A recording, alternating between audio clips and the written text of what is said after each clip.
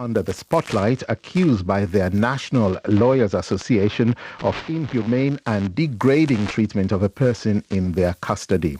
And that person happens to be Boss LAJ, one of the country's most popular and controversial music stars.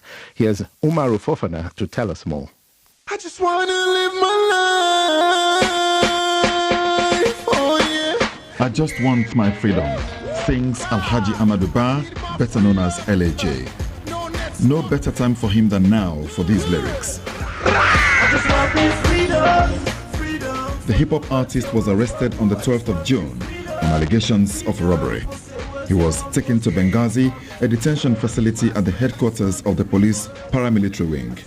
His family and the country's Human Rights Commission have all been denied access to him amid allegations that he had been tortured and his cascading dreadlocks shaved off.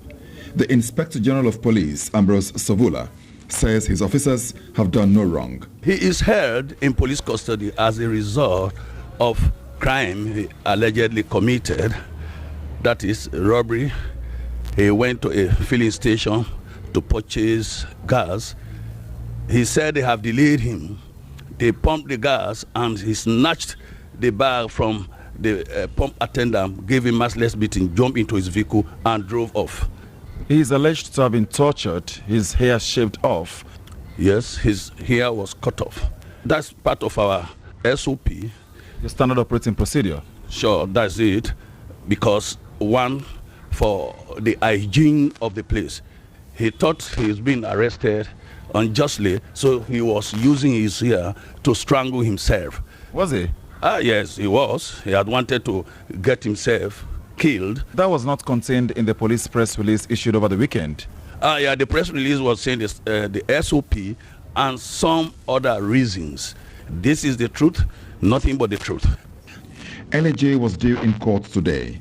While 12 others arrested over his matter were in the dock, he was nowhere to be seen. His lawyer, Madio Sise, looked bewildered when I asked him about his client's condition. I only saw him last on Tuesday, so at this point I cannot say. Why not? Why haven't you gone to see him? Well, they prevented us from seeing him.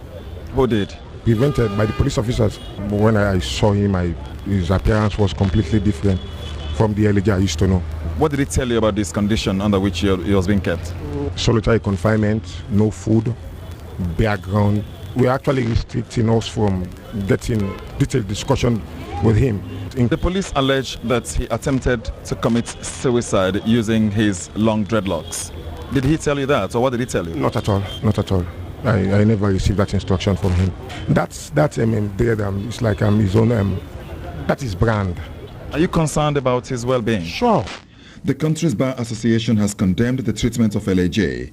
Michael Charles is their spokesman. It is unacceptable, it is inhuman, and we have to make it very clear that we cannot sit by as an institution like this to see people's rights violated.